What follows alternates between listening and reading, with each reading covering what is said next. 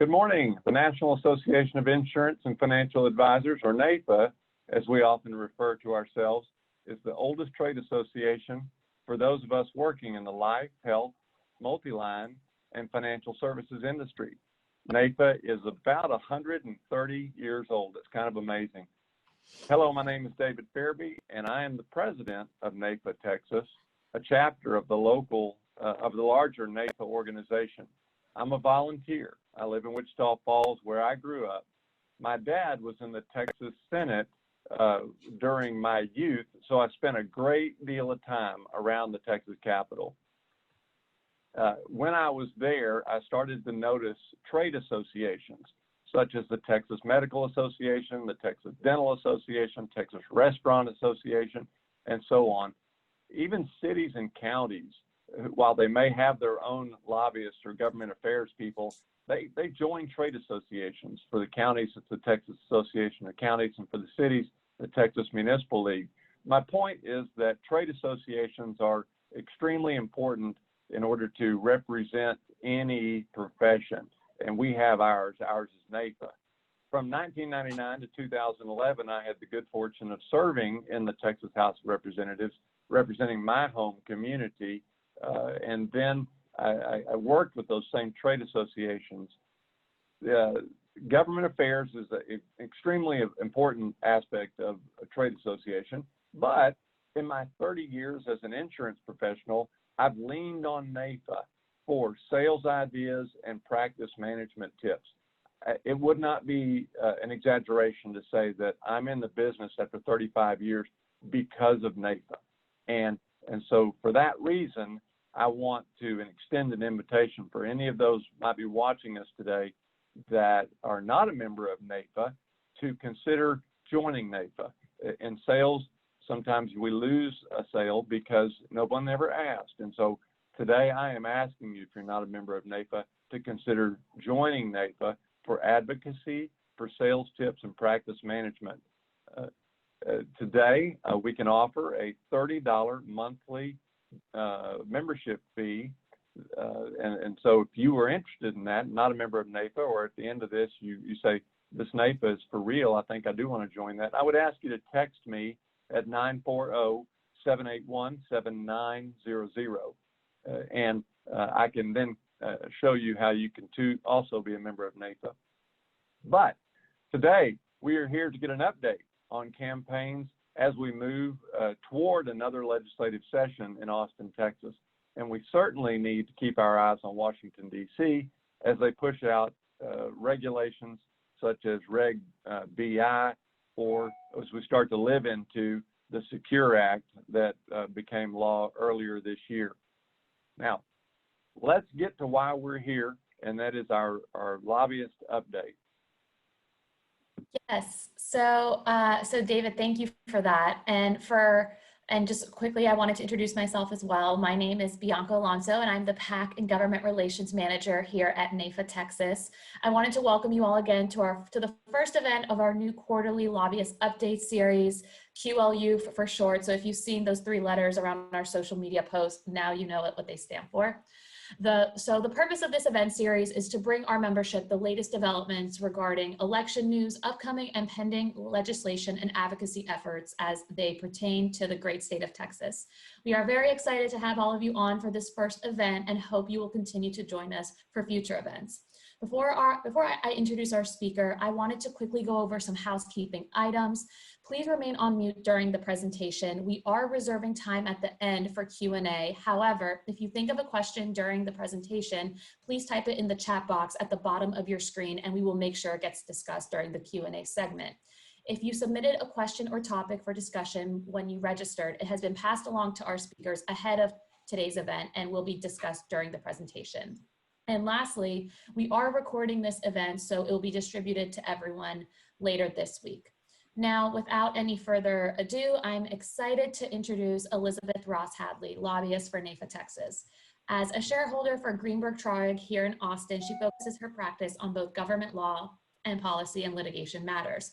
Elizabeth's government practice includes representing clients with legislative, regulatory, and administrative issues across all policy areas, with an emphasis on insurance, regulation, economic development, technology, healthcare, education, the Texas Public Information Act, and campaign finance compliance in Texas. She has an intimate understanding of legislative and government agency processes given her prior experience working with the U.S. Senate, the Texas State Senate, and the Texas Department of Agriculture. Elizabeth utilizes this knowledge to provide exceptional service to clients in their interactions with Texas government, including advocating for clients before the Texas legislature and assisting clients with the rulemaking process and advising on regulatory matters before state agencies, boards, and commissions. Elizabeth's advocacy for clients, both in the legislature as well as in the courts, gives her a unique perspective into how laws affect businesses and allows her to advise clients from both the legal and legislative viewpoint. This enables Elizabeth to provide valuable insight to clients, whether they are working through the legislative, regulatory, or litigation process, and a strategic approach to the client's needs that encompasses one or all of these strategies. In short, she is awesome and her qualifications speak themselves. And with that said, Elizabeth, the floor or the Zoom connection is yours. And if you need to share your screen, you can go ahead and do so at this point. Okay. Thank you, Bianca. Thank you all for having me. I think this is great that Bianca and Sean and the Government Relations Committee have decided to put this together to help keep everybody informed and in the loop. And I look forward to continued discussions with everybody, particularly as we get ready for legislative session. So as Bianca said, I am the lobbyist who represents Napa, Texas before the Texas legislature. I just started working with you all about this time last year. So I look forward to doing a session with Napa, Texas, and advocating and watching for all the things that matter to you and all of Napa, Texas members. What we are here to talk about today is the July 14th primary runoff election and special election that we had here in Texas. And so that is, we're covering the state legislative seats, and then we're going to talk about some of the congressional races as well. There were also a number of other runoffs on the ballot, such as district attorneys, judges, things like that. We're not including that in this discussion today. We want to focus on the legislative and congressional side. So hopefully you all got out to vote July 14th. The runoff and special election was pushed to July. It was supposed to be held earlier this year and was moved because of the COVID outbreak. They also extended the early voting period for that as well. So I think we had a pretty good turnout considering it was a runoff election, and you know, that doesn't usually garner really high turnout. So I think I will go ahead and share my screen. This is not anything fancy, but it is just a chart of the races that we're going to talk about. And that way, okay, can y'all see that? Okay, that way you'll see kind of what I'm talking about, and if you want to see some of the percentage and things like that. So in the July 14th election here, we had 14 House seat runoffs across both parties. We had one Senate special election and two Texas Senate runoffs, as well as a U.S. Senate primary runoff. So starting with the Texas House, that's what we've got up on the first page here. One thing to note at the outset is there were 4 incumbents in the Texas House who lost in this primary runoff. 2 were members who've been around for quite a while. Dan Flynn of House District 2 and J.D. Sheffield of House District 59, both Republican members who did lose in the runoff election. So there will be a different Republican candidate in the general for those seats. And we'll get down to that section in just a second. And then 2 other House members who were incumbents because they won special elections in January for seats where members had left early, Lorraine Barabel and Anna Eastman.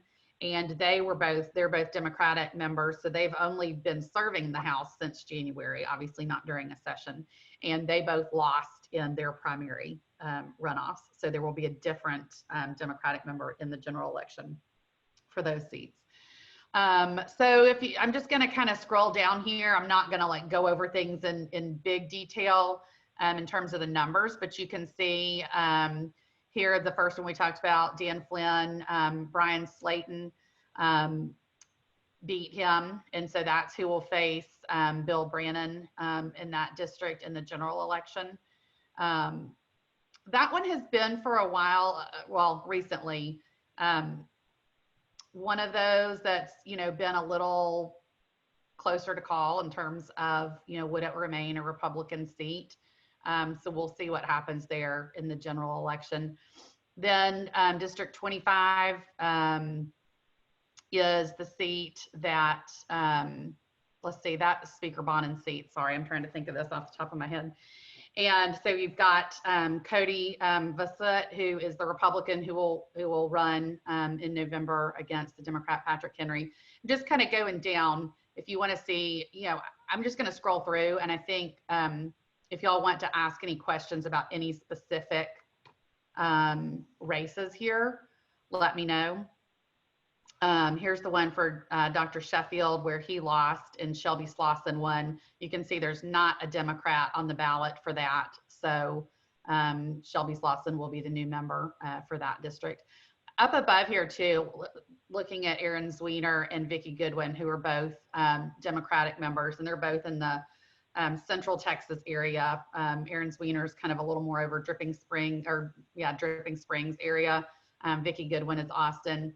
And Carrie Isaac is going to be the Republican opponent of Representative Zweiner, and her husband is former Representative Jason Isaac. So that's an interesting one to watch. That could certainly go back to the Republicans in that election. We'll see what that looks like. And then this one against Vicki Goodwin, this primary on the Republican side was really hard fought. I know this is actually my district. There was lots of campaigning, lots of signs. There were a number of people in that Republican primary to start off with, but Justin Berry came out ahead of Jennifer Fleck, so he will face Vicki Goodwin in that seat. Then, and I had the dogs put up and somebody just let them out, so I apologize in advance if the dogs bark as part of this presentation. So then going down a little further, you've got Lorenzo Sanchez, who will face Jeff Leach. Again, here where Lorraine Bearable, which is a Dallas area seat, Jasmine Crockett just barely beat her there. So she will be the new member for District 100, as there's not a Republican opponent there. And then another one that was really a hard fought election is Representative Dutton, who's been a long time member of the Texas House, longtime Democratic member, and had a real primary challenge there, but he did win. So he will face Jason Rowe in the general election, though that's Harris County area seat, and I expect that to stay with Representative Dutton. Penny Shaw and Anna Eastman, this is the other one where Anna Eastman actually won in January. Penny Shaw was in that race too and came back to beat her in this runoff for the general. So she will be on the ballot in November as well. Getting down to the special election, that was here in Travis County. Senator Kirk Watson, who's been in the Senate for quite a while, resigned to become dean of the new Hobby School of Public Affairs at the University of Houston. So there was a special election for that seat. You can see here the candidates. Don Zimmerman here, he had been in that other race along with Jennifer Fleck and Justin Berry to run against Vicki Goodwin, and he lost there, and it was Justin and Fleck and Berry who were in the runoff. So he hopped over to the Senate special election, but did not come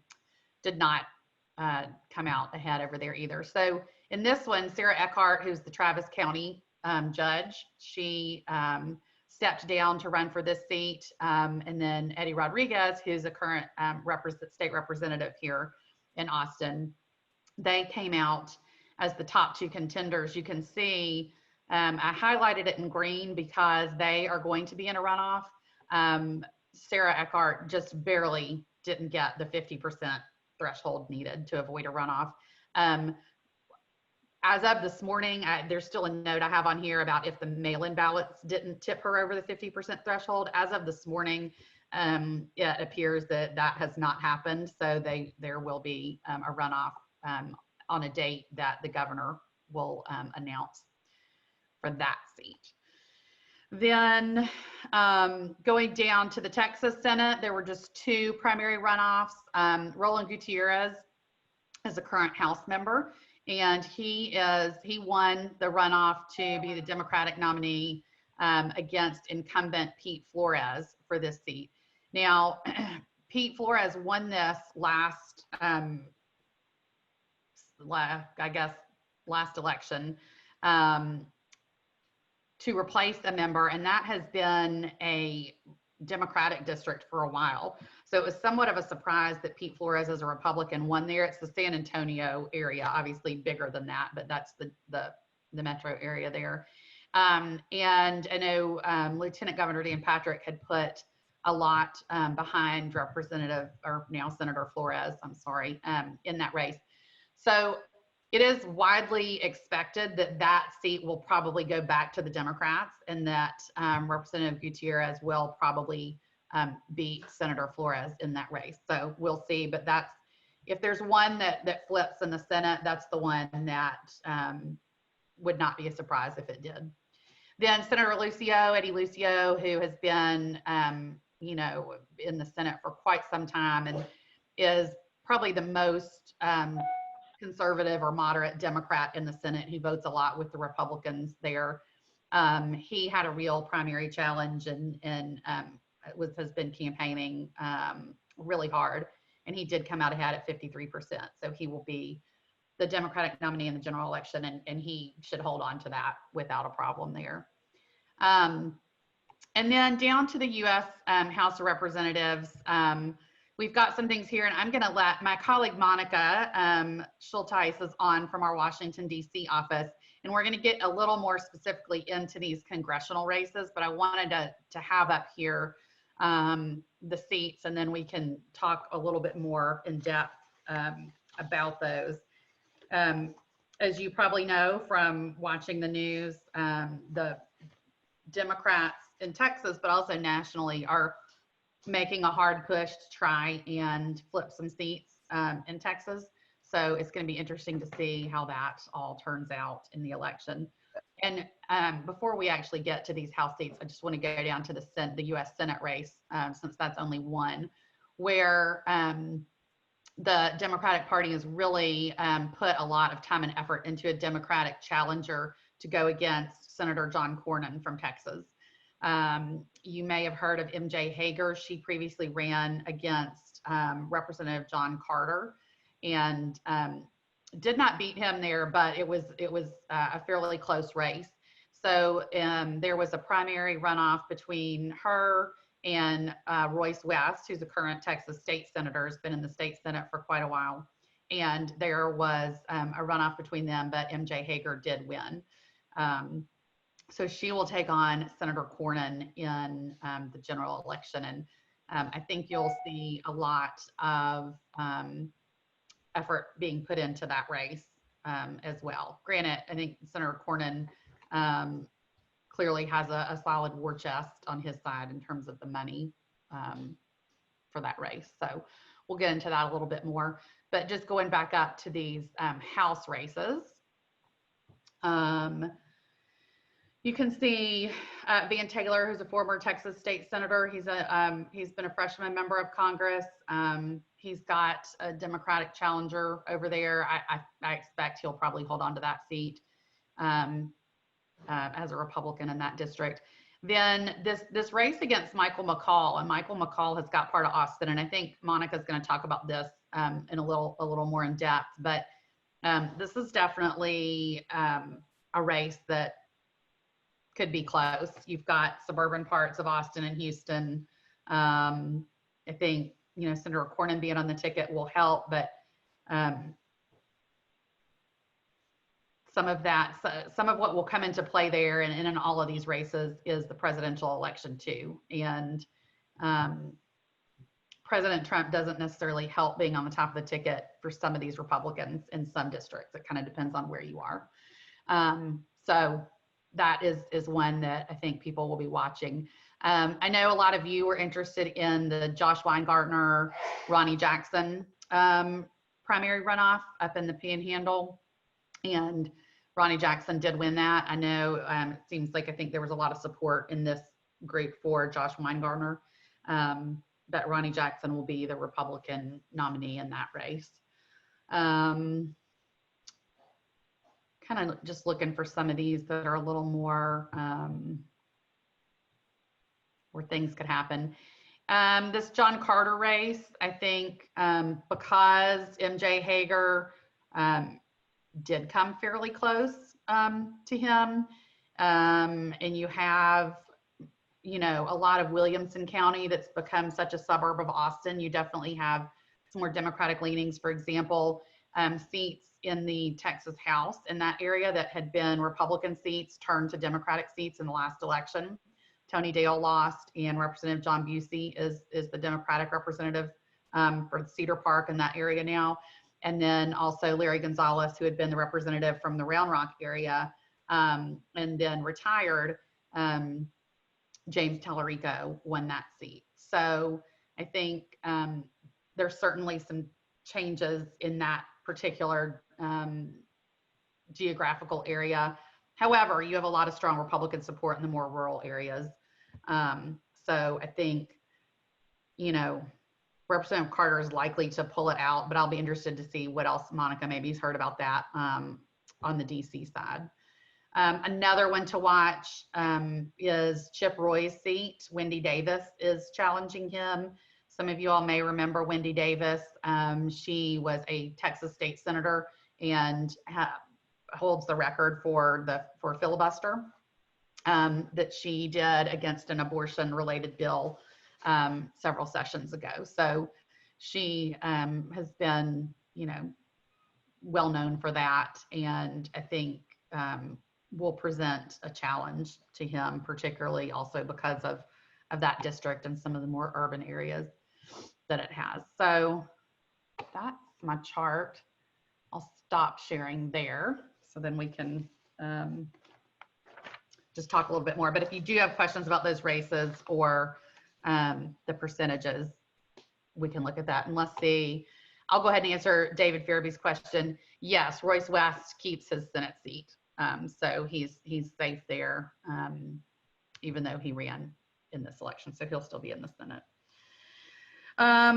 You know, as far as you know, getting back to the Texas legislature, and we've talked about this at the Napa conference earlier this year before the world was shut down by COVID, for any of you all who were there in Fort Worth for that. And I talked to a group and in some of our other discussions, you know, the Democrats are really focusing on the Texas House and seeing if they can effectively flip about 9 seats to try and regain the majority there. And I think for the first time in a while, it's not out of the realm of possibility for that to happen. You know, I think it's not going to be the easiest thing either, but it's definitely an interesting year. Obviously, redistricting is a big issue. However, that has been pushed back because the census got pushed back due to COVID. So I think all of those Texas House races, you'll see a lot of time and money going into Republicans trying to hold seats and Democrats trying to flip those seats. And it's obviously very important this session as well, because we're going to have a new speaker. You may know that Speaker Dennis Bonnen will be stepping down. There were some political issues that came up last year, and the speaker did agree to step down from his seat at the end of this year. So he's still there now. He's finishing out his term, but he is not going to be back. So while he just got elected last session and just served 1 term as speaker, we'll have a new speaker in place. And obviously will depend on which party is in charge as to who that might be. And nobody can really guess at this point who that will be on either side.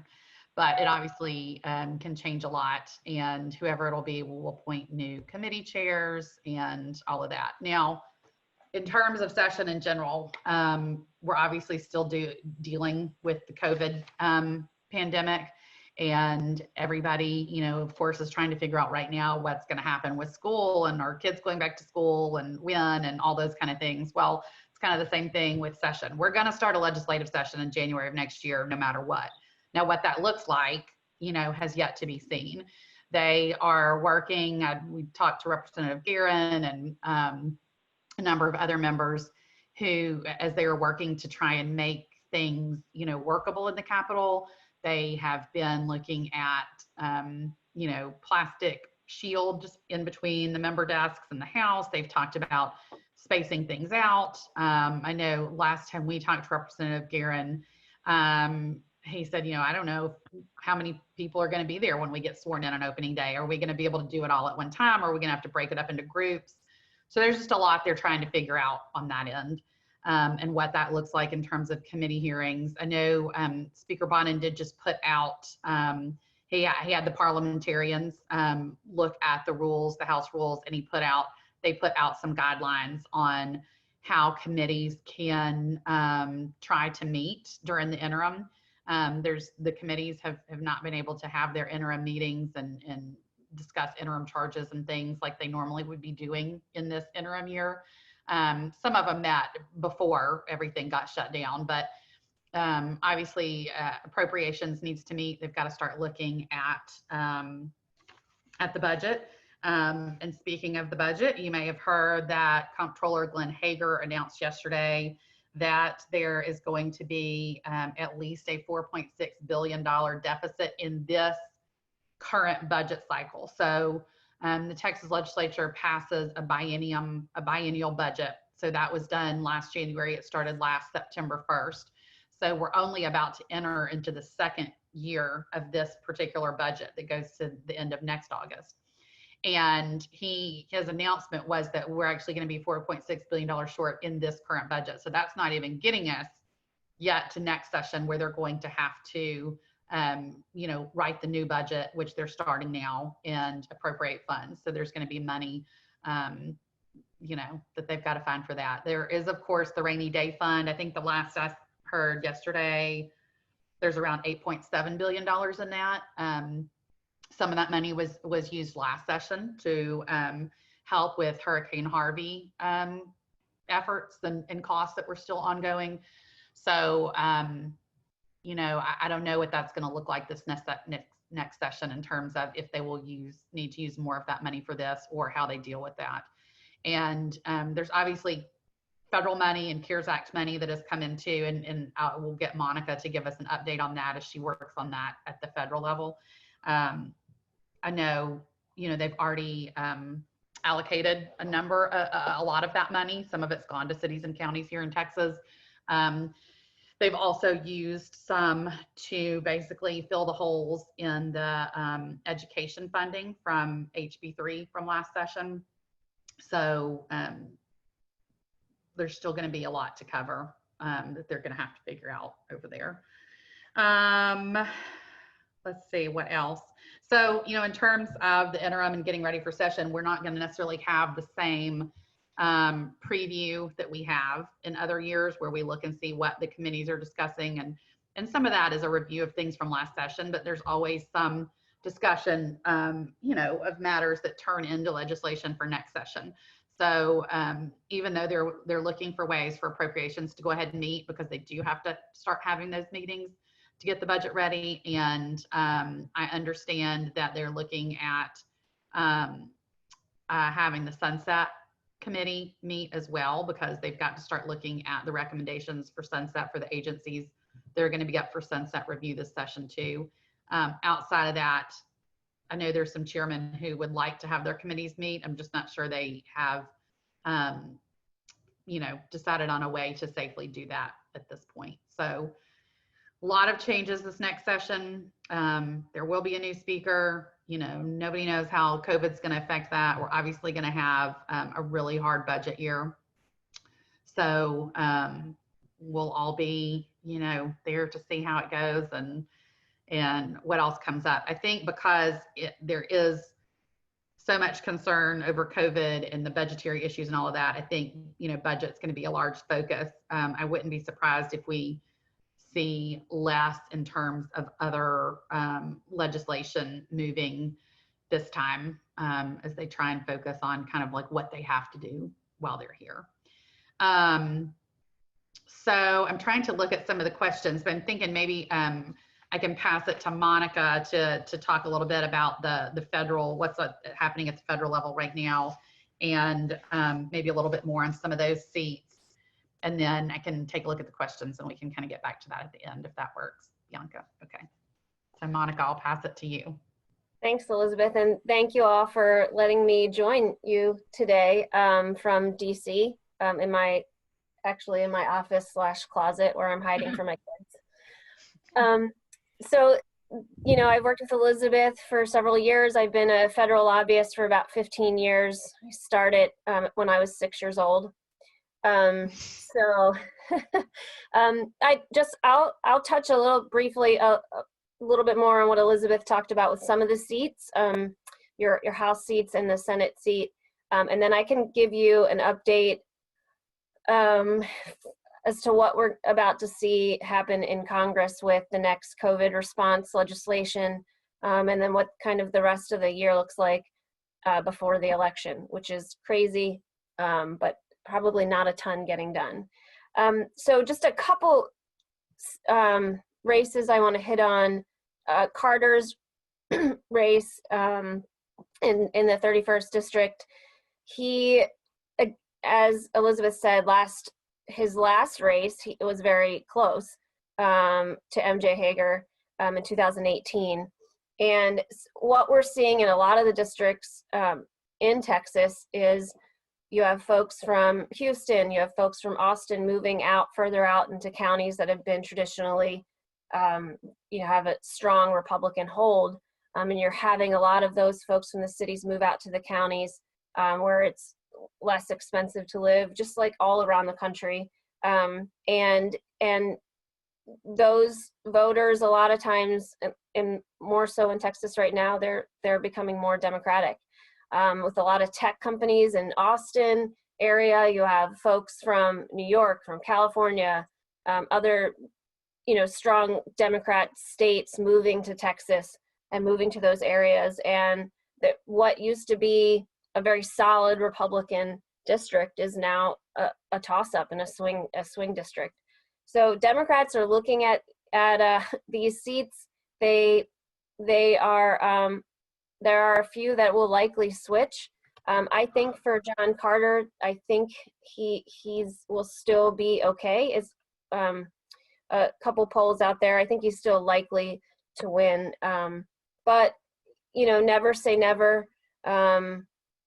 If you guys remember, the Speaker of the House was Cantor, Eric Cantor. We had a fundraiser for him the week before his primary. We raised $75,000 for him and asked him, "How do you feel about your race?" And he's like, "Oh, it's no big deal." Didn't even think it was going to be a problem, and there is no Eric Cantor in the House anymore. So never say never, but I do think that seat is pretty safe. But let me just preface that with Trump is behind right now in Texas in a lot of the polls. And so the districts could flip with Trump on the ticket, like Elizabeth said. If he's at the top and voters aren't voting or not happy with him, it could really be a problem for some of the Republicans that are in a tighter race than they typically would be. And that goes for several of the districts in Texas right now. It depends if the Republicans show up. Republicans that are disenfranchised with Trump but are still Republicans, do they go to the polls?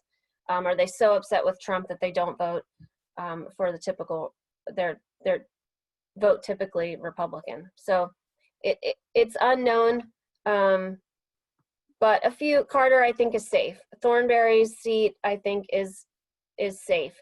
McCall, as Elizabeth talked about, I think he's gonna have a tough time. I think ultimately he will be okay.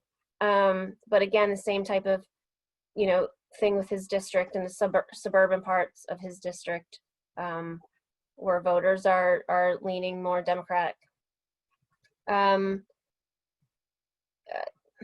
couple other, I think right now, I have a PowerPoint I'm looking at right now. So out of the top 20 most likely to flip seats in the entire US, I have 4 of them are in Texas, according to this National Journal hotline and several other pollsters.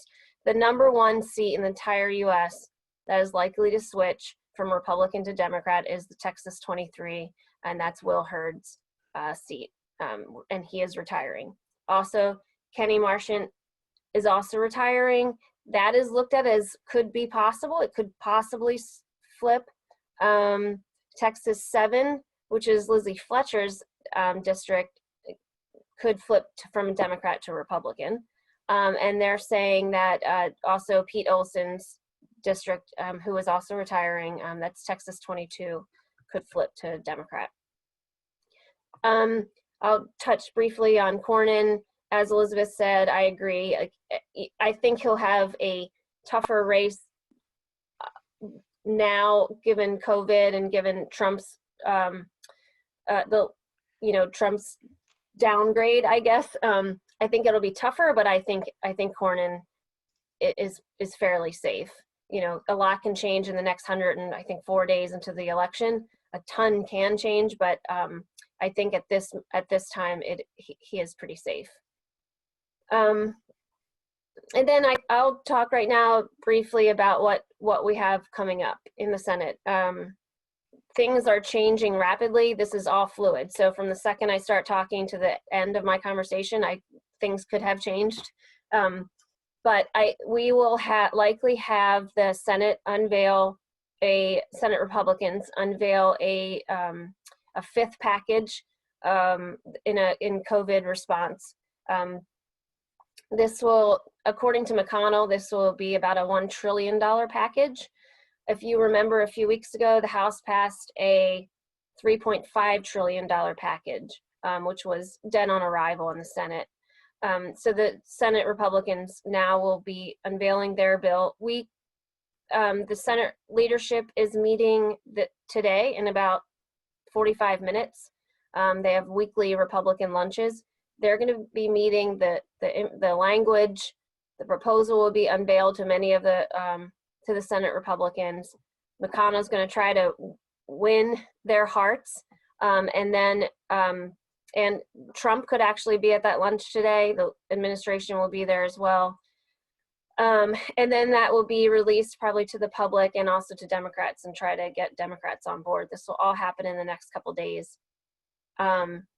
Several things that you will likely see in the bill, and what you won't see. Liability reforms have been and will be and are McConnell's top priority. He wants to provide protections for businesses that are opening and for schools, and that is without that, Republicans will not support anything without some type of liability reform. You will see likely there was this PPP small business loan program. You will likely see an extension of that or a program that builds off of that. But that, I think, is one of the other top priorities.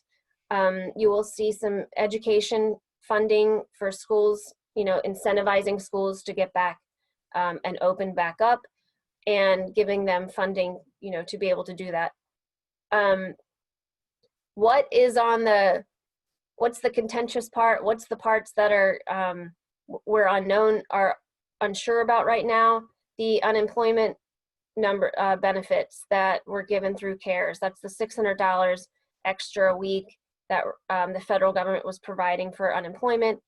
Republicans have continued to say that that's too much money, and if we want people to get back to work, if they're making more money on unemployment, there's not really an incentive to go back to work. I think you'll see some unemployment, but I think it'll be a lot less than that 600. There will also be likely be incentives for small businesses to hire people and for people to go back to work.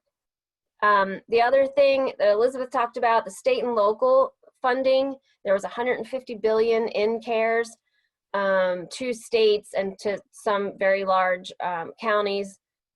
A lot of that money has been dispersed, but I think a lot of states are keeping some of that money, because what we're likely to see in this next package is an easing of the restrictions on that funding. So right now, states cannot use that money for anything that is related to the COVID lost revenue, right? Which is a massive thing that's happened through this pandemic. There's a lot of lost revenue for states and localities, but that $150 billion is not, they're not allowed to be using that for lost revenue. I think you'll see an easing of that. Right now it's unknown. The latest rumor earlier today, I've heard that the bill will not include extra funding for state and local. But my view is McConnell won't put that in the original bill that he releases, but that's his one of his bargaining tools. So it's a Democrat's top priority to get state and local funding. McConnell will use this as his bargaining chip, and eventually there will be some funds in the bill for state and local. That's just my thought on it. But I don't think that you'll get a bill passed without some extra funding to states and localities. Monica, I can tell you, in talking to our House Appropriations Chairman, who's a Republican member, Representative Capriglione, I talked to him a couple of weeks ago, and I was asking about the CARES Act funding and sort of what's still there and everything. And he said, and he knows that, we have an office in DC and colleagues who are working on the Hill. He said, well, tell everybody up there that we still need more money. So I think at the state and local level, at least in Texas, they're saying, we could still use some more.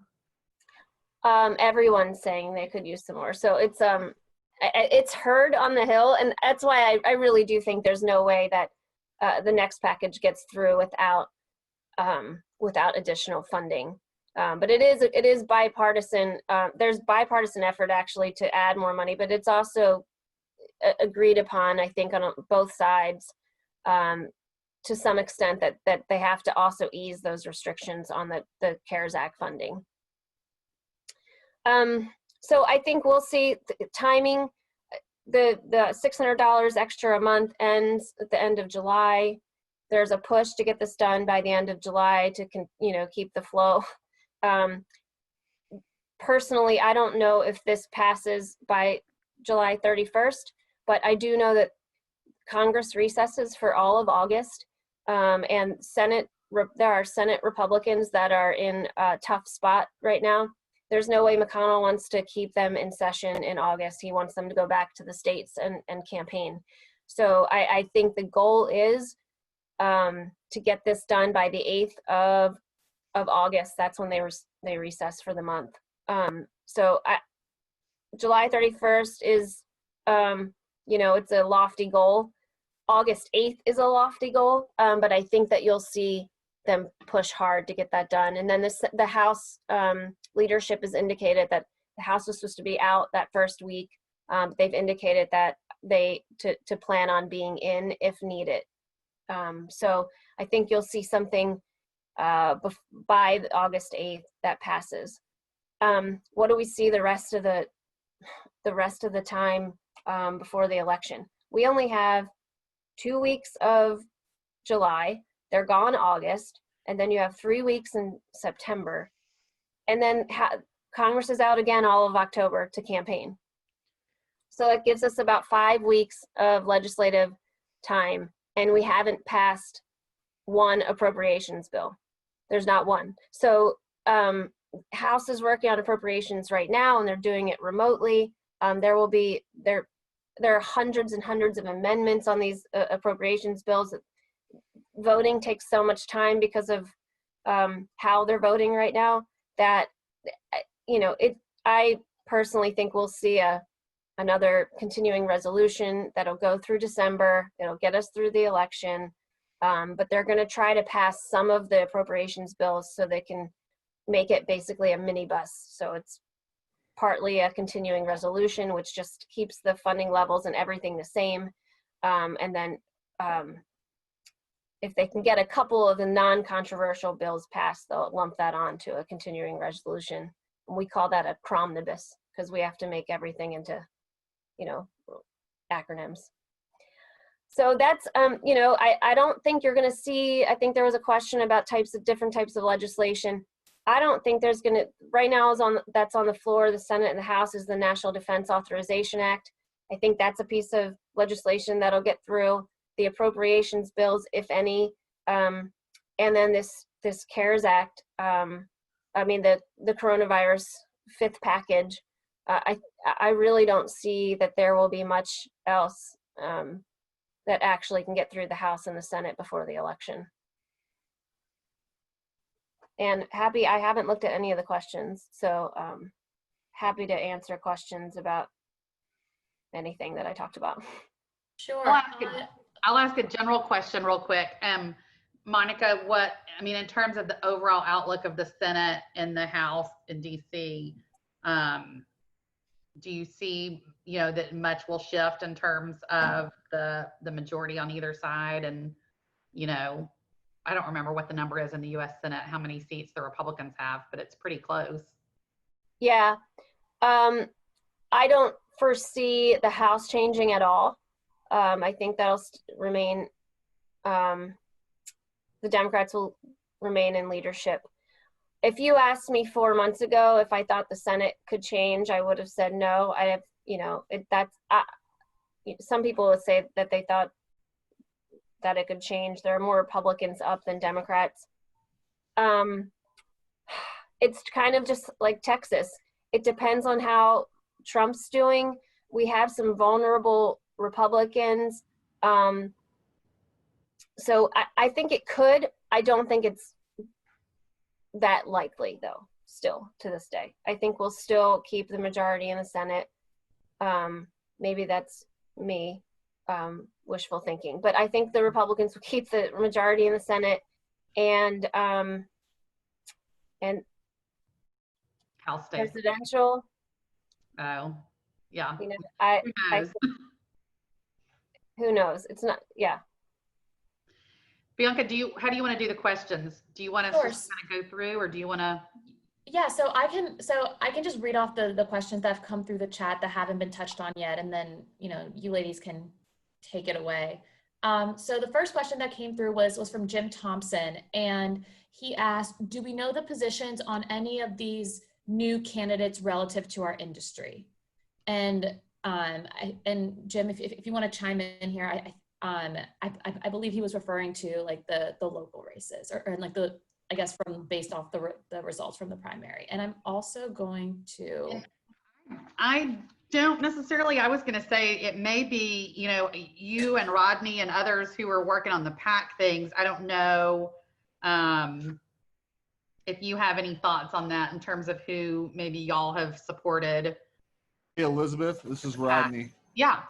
That is something we are looking at right now.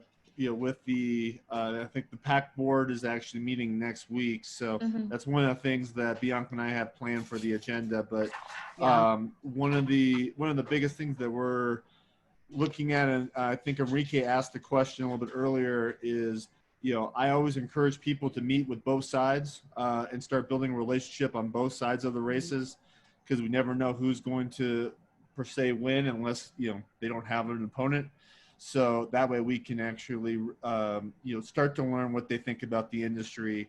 Elizabeth, you and I are in the same Texas House district, and I can tell you Vicki Goodwin doesn't want to meet with her constituents, period. So only people that fit her deal. So that's where we might be supporting more the Justin Berries of the world on that one. So those are some of the things that we want to take a look at. And I think generally, again, this is more of a, internal question on who you decide to support. It's always, you really have to analyze if you're going to support someone against an incumbent, and different associations and people have different philosophies on that. But again, I know that's something that y'all work on the PAC committee. So I think you know, that's something that will be considered in, you know, looking at what some of these candidates' positions are with regard to, you know, the insurance and financial services sectors, you know, agents and all of that. Great. I think I'd said what the rainy day balance was, but just to be, it's the comptroller estimated that it would be 8.79 billion. So that's what they're saying that we should have in that. I know that was one of the questions.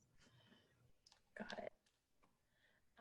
And then also, I'm not sure if anyone has a question that they just want to say right now. So I'm going to go ahead and unmute everyone. If you prefer to stay, that is absolutely fine. But this would be a great opportunity for you to just jump in and I'll address. I see David's question about redistricting. So. And I don't know if even Monica has any more information on this, but as far as that goes with the census being pushed back, my understanding is we won't have census numbers maybe until next summer. So I think the thought is that they would maybe, to answer your question, really nobody knows for sure if they'll be able to do anything next session with that. But what I'm hearing and what it sounds like is if we don't have those numbers until next summer, that then there would maybe have to be a special session on redistricting. So we don't know for sure. Sounds good. Any speculation on who the next speaker might be? I mean, if I could tell you who the next speaker would be, I probably would be on a beach somewhere drinking pina coladas because I don't think anybody, you know, knows. I mean, there's favorites who are thrown out there, you know, in contention. I think anybody would say, you know, For Price is a possibility. There's a number, you know, of other members on the Republican side. There's also members on the Democratic side who would like to be speaker. So I think we'll know a lot more.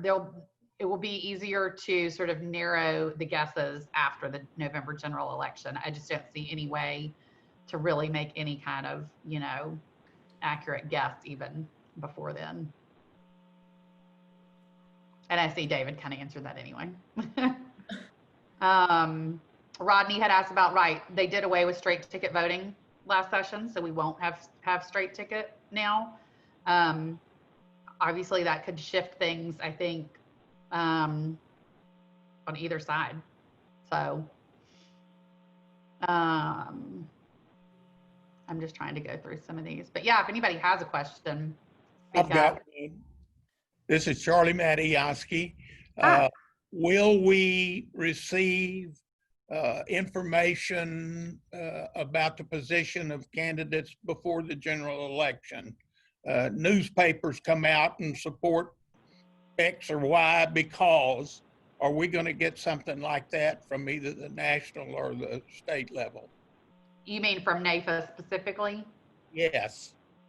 I think that's probably a Bianca question. Yeah, so that can be so the Government Relations Committee is meeting in early August, and this is something that we can definitely present to the Government Relations Committee, and I think it would definitely be helpful to, you know, put together some sort of, you know, I don't want to say handout, but that's just not what it is, but with some sort of report where we're able to give like a general overview of where like certain candidates lie with issues relating to our industry, and we can disperse that. But I will definitely bring that up in the next Government Relations Committee. It would be real helpful. Sure. Yeah. We love new ideas. Any other questions?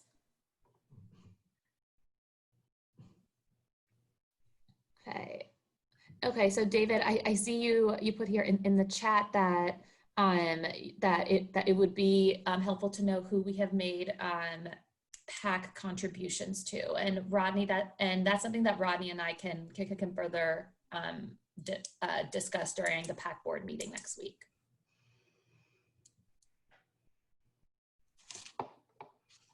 David, I'm going to guess that the PAC is not going to vote to make donations to Kanye West.